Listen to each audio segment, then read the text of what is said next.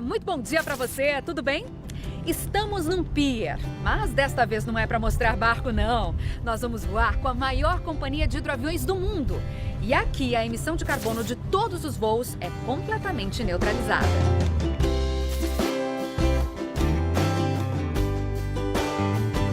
O Alto Esporte de hoje tem também acessórios para pegar uma trilha. Eu vou ligar o compressor. Start-stop. Desligou. Hora de se acostumar. Modelos entre 50 e 80 mil reais já vêm com esse sistema que ajuda a economizar combustível. Como usar o GPS? Um jeito diferente de carregar a bike. É só pressionar a ventosa contra a carroceria e apertar esse botão. Vamos começar explicando por que você não pode errar na compra do espelho retrovisor. Os espelhos originais do Eduardo espatifaram num acidente. Na hora da troca, ele optou por uma solução barata. Bom, aí, ajustar o retrovisor virou uma ginástica. Você regula uma hora, tá bom para uma determinada ocasião. Em outra ocasião, ele não fica bom. O problema do Eduardo é de geometria. Côncavo, como uma colher, convexo ou plano. Nesse caso aqui, ó, a gente está vendo aqui, esse aqui é um espelho residencial, espelho para banheiro. Pois é, o Eduardo colocou um espelho plano. Para carro tem que ser essa aqui, ó, que é uma lente convexa. O espelho convexo diminui o tamanho dos objetos e aumenta o campo de visão. Por isso é usado em retrovisores. Quando é uma lente automotiva, ela é antirrefletiva. Quando bate o farol alto nela, não vem nos seus olhos, no veículo. O espelho comum, plano, mostra a imagem mais perto do tamanho original, mas o campo de visão é menor. Por isso, Eduardo fazia ajustes o tempo todo. Aqui, na placa grande como ela vem, você consegue ver a diferença de uma para outra. Vê como ela é bem mais curvada. Em 20 minutos, o Washington corta no tamanho certo e faz a lapidação na máquina. Com este soprador térmico, ele deixa a base mais maleável para encaixar o espelho. A economia inicial não valeu a pena. O Eduardo desembolsou mais R$ 180 para dirigir com segurança. Espelho de retrovisor tem que ser convexo e automotivo. Olha só, tô vendo coisa que eu não via desse lado aqui.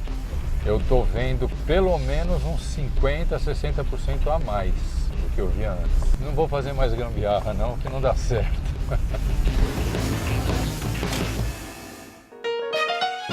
Modelos que foram sucesso no Brasil renascem na Europa e ganham novos rumos. E são mudanças da água para o vinho. O Meriva da GM e o Mitsubishi Eclipse. Quando uma montadora usa um carro de passeio para produzir um SUV, o resultado é um crossover. E foi assim que aconteceu com o Eclipse. O famoso coupé dos anos 90 agora tem essa cara aqui. Linha de cintura mais alta e teto rebaixado. Isso favorece um desenho repleto de vincos. Nem de longe lembra o Eclipse antigo. O modelo chega ao mercado europeu ano que vem. Enquanto a marca japonesa traz de volta um nome, a GM trata de apresentar o sucessor do Meriva e faz questão de trocar o nome. Depois de 15 anos e 2 gerações, o monovolume que fez tanto sucesso por aqui serviu de base para o Opel Crosslane X. É mais um crossover pequeno, só um pouco menor do que o Tracker. Mesmo assim, a promessa de um carro com um dos mesmos atrativos do Meriva, o espaço interno.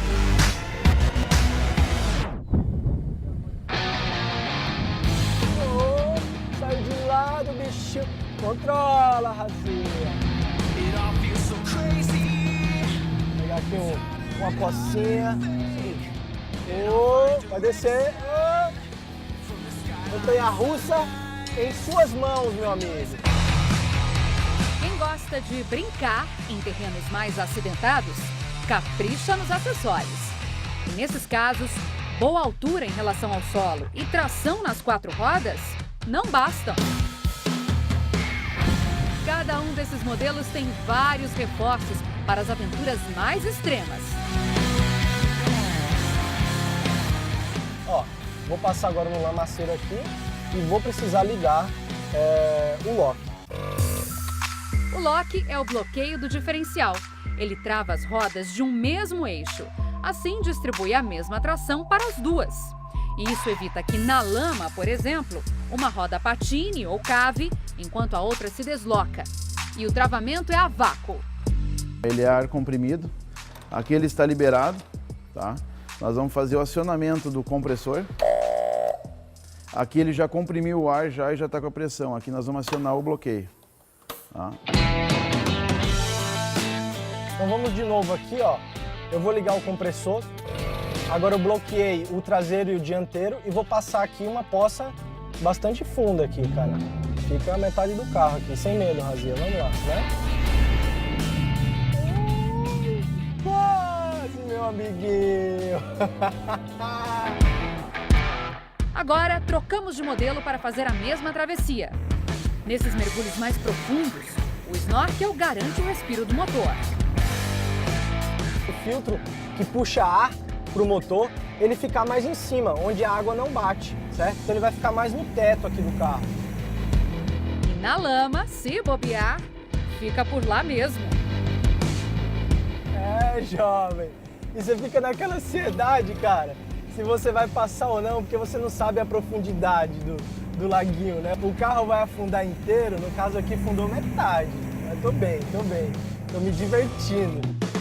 O guincho é um equipamento essencial para te livrar de situações mais complicadas.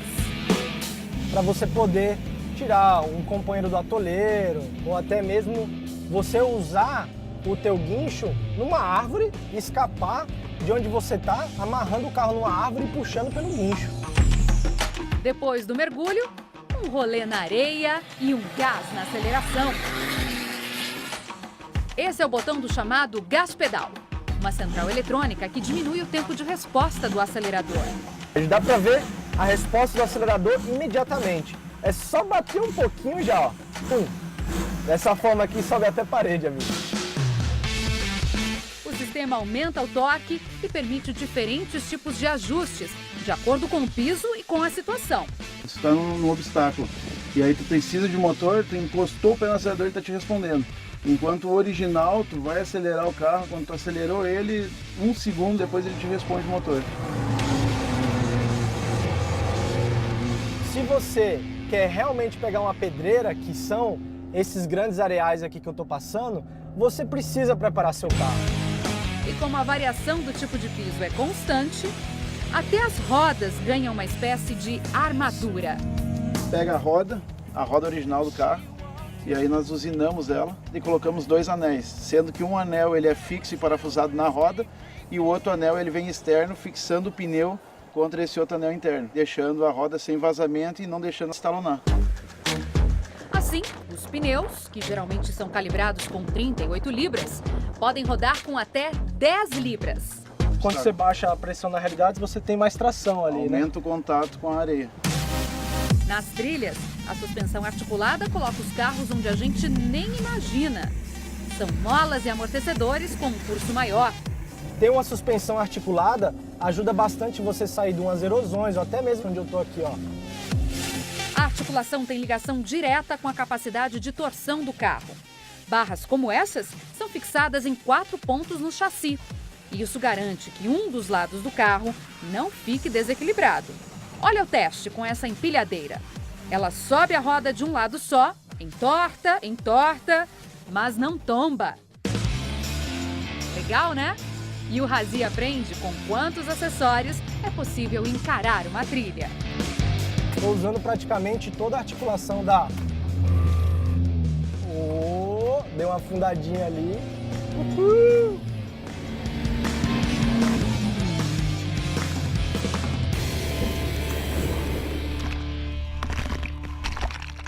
Depois do intervalo, você vai conhecer novas formas de fixar a bike nos carros. Extintor no carro é obrigatório? Por que está na hora de se acostumar com o start-stop? Ó, tá vendo? Desligou.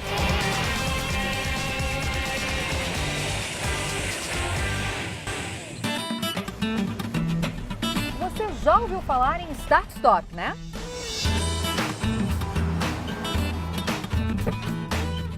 Ó, tá vendo? Desligou. E a gente tem que se acostumar com essa tecnologia que está se popularizando. Modelos entre 50 e 80 mil reais já vêm com esse sistema que ajuda a economizar combustível.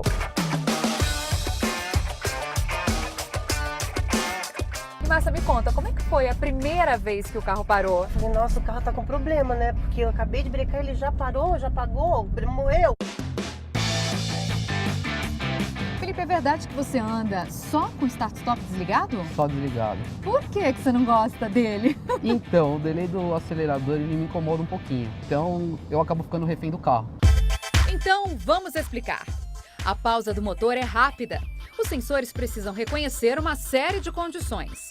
Rodas paradas, pé no freio e até se o motorista está de cinto. Basta tirar o pé do freio ou tocar o acelerador de leve que o motor religa. E é possível fazer isso antes mesmo de o semáforo abrir, por exemplo. Quais são as vantagens do sistema Start-Stop? Você tem uma economia real de combustível, você vai economizar combustível, então isso você vai poluir menos o meio ambiente, então tem a questão de consciência ecológica também. E quanto economiza? O motorista que dirige na cidade, que pega muito trânsito, muito semáforo vermelho, esse vai perceber uma melhoria relevante. Dependendo do modelo, dá para economizar de 3% até 10% no tanque de combustível. E para o conforto de quem está dentro do carro, mesmo quando o motor desliga, os sistemas de iluminação, freio, central multimídia e painel de controle continuam funcionando. Mas uma questão incomoda. E tem mais algum defeito do sistema de start-stop para você? Eu acho que só o ar-condicionado, né? Que ele para de funcionar, ele entra no modo de ventilador e aí acaba aumentando a temperatura dentro do carro. Em algum momento você já pensou que o sistema está judiando o carro?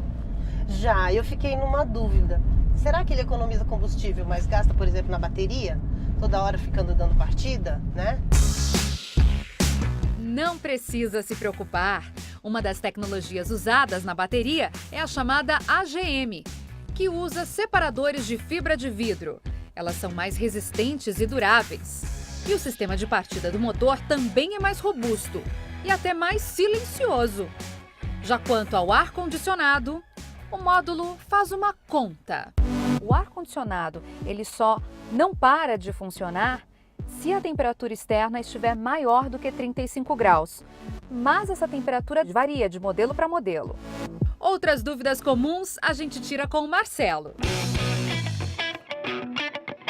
Essa subida aqui é a prova dos 9, hein? Será que o carro vai parar aqui? Parou. Ligou, parou, muito bem.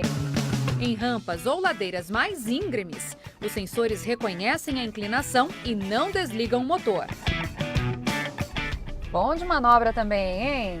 Você viu que ele não desligou? Não desligou. Ele entende que está em manobra. Depois que você deu ré, o carro entende. Ele ainda está em manobra, não posso desligar.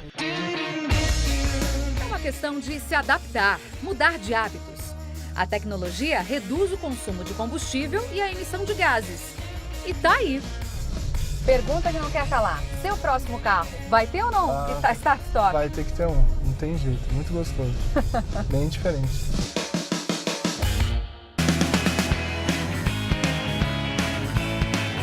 Extintor no carro é obrigatório? É obrigatório. Não, não é obrigatório. Plaquinha verde. Não é mais. Sério? Não é obrigatório? O extintor segue obrigatório para veículos comerciais pesados, como ônibus, trator e caminhões. Nos carros de passeio, muita gente ainda mantém o produto no carro. Você tem extintor no seu carro? Tenho. Se pegar fogo, sabe usar? Eu acho que não. Primeiro, verifique se está carregado. O manômetro precisa apontar para o verde. Se o prazo de validade estiver vencido, nem adianta deixar no carro. Os extintores são úteis em princípios de incêndio. Cheiro de queimado ou fumaça merecem ser verificados. Se for abrir o capô, verifique a temperatura e abra devagar. A entrada rápida de mais oxigênio pode aumentar o fogo. Mantenha o extintor na posição vertical e aperte o gatilho. O extintor não pode ser reutilizado.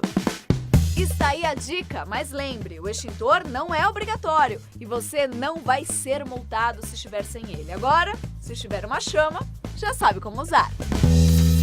Existem Existem várias maneiras de transportar a bike no carro. O rack de teto é a maneira mais convencional e também a mais em conta. E não é que existe uma nova maneira bem curiosa? Esse tem a novidade da fixação por ventosas. É assim que nós prendemos algumas de nossas câmeras, por exemplo. Para instalar é bem simples. O primeiro passo é limpar a superfície. Depois é só pressionar a ventosa contra a carroceria e apertar esse botão.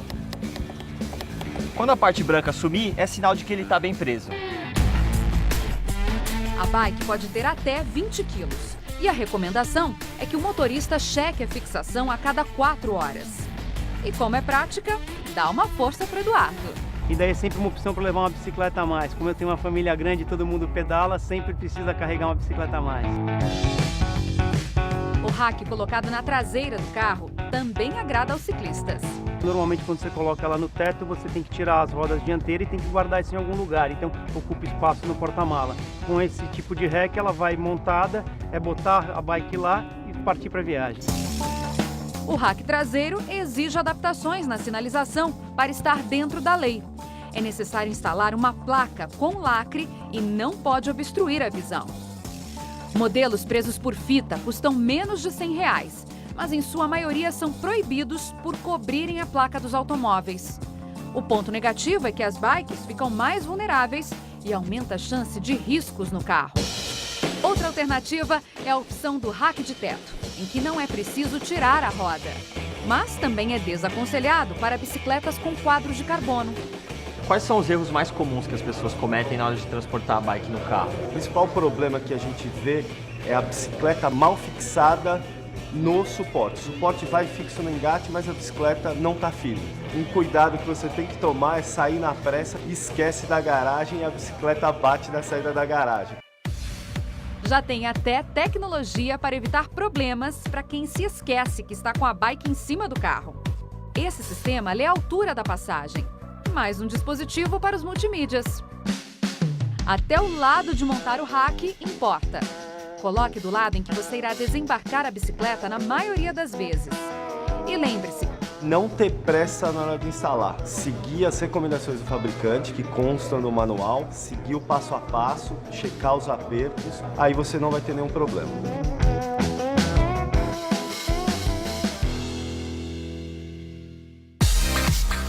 depois do intervalo, como usar o GPS. Fazendo um paralelo simples, pilotar um hidroavião é como rodar com um carro de passeio na Terra.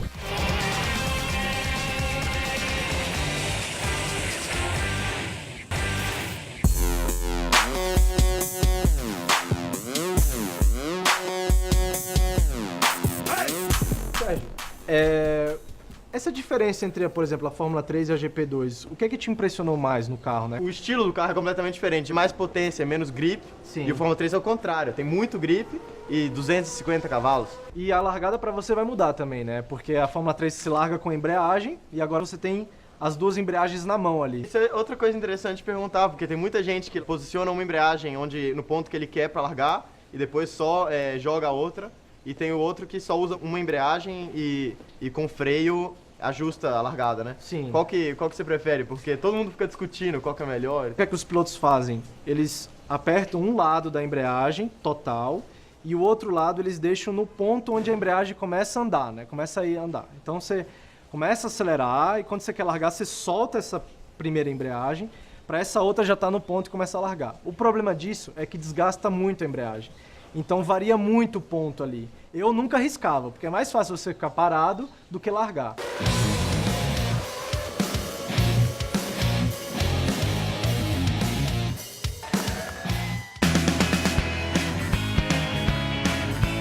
Mexer no GPS ao dirigir é proibido. Sim. Creio que sim. Sim, proibido. Não sei, acho que não. Essa plaquinha? É. Então te convido a vir aqui também. Dirige com as duas mãos no volante. Sim. Para eu mexer no GPS eu tenho que fazer o quê? Prestar Tirar atenção. uma mão, né? É. Nisso que eu tiro a mão e mexo aqui, posso Pode levar perder a multa? atenção. Atuação, tanto a perda da atenção quanto dirigir com apenas uma das mãos. Ah, sim. Com as duas coisas. Eu posso levar duas multas, capitão? A gente normalmente escolhe por uma porque é uma conduta só. Né? Pior do que a multa é a distração. Tem muita gente que fica com o celular na mão ou se assusta quando o suporte do GPS despenca. Cada segundo distraído significa rodar 22 metros às cegas. Neste caso aqui, foram 4 segundos para resgatar o aparelho, mais de 90 metros rodando sem tomar conhecimento do trânsito. Equivale a trafegar por um espaço onde caberiam cerca de 22 carros enfileirados. Já imaginou o estrago? E uma dica, o melhor lugar para colocar o GPS é aqui, ó, do lado esquerdo. E preferencialmente, use o sistema de voz para não se distrair olhando para o mapa. Mas nesse caso, a maioria dos motoristas está dando aula. Muito bem. Se precisar mudar a rota no meio do caminho. Para o carro e muda a rota. É como mexer em qualquer aplicativo do celular dirigindo, tira completamente a atenção. Entra no carro, ajusta o GPS com o carro parado e depois continua o trajeto até o final. Isso aí, mãozinha pra cima e parabéns para quem acertou na Blitz e no trânsito.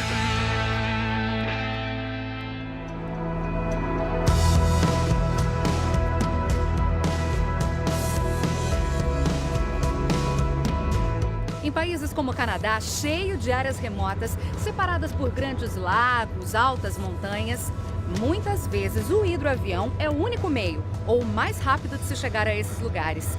Uma viagem entre Vancouver e Victoria são 144 quilômetros de distância. De ferryboat, leva 1h30. De avião flutuador, apenas 20 minutos.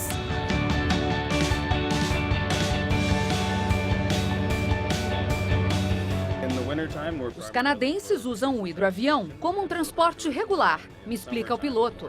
Só no verão, quando o volume de turistas aumenta, é que os voos ficam mais panorâmicos.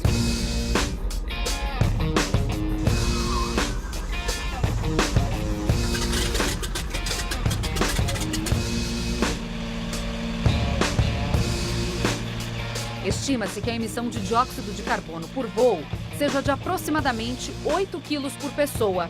Mas eles são totalmente neutralizados por causa das iniciativas da empresa, que compensa esta emissão com o plantio de árvores e o uso cada vez mais frequente de energia limpa.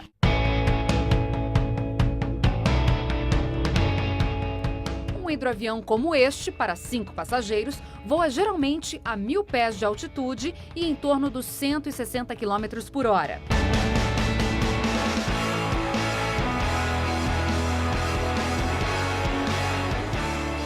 Fazendo um paralelo simples, pilotar um hidroavião é como rodar com um carro de passeio na terra. Só que aqui, o trem de pouso que saiu para dar lugar a esses 2 flutuadores. E olha, decolar e aterrissar na água é ainda uma aventura maior.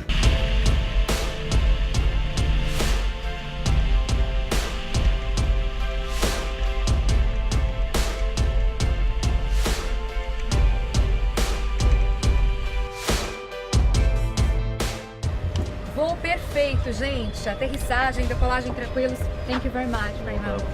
E olha, ver do alto uma cidade tão bonita, tão arborizada como Vancouver é muito especial, viu? Valeu super a pena. E o Auto Esporte de hoje fica por aqui. Para você um bom domingo e uma excelente semana. Um beijo, tchau!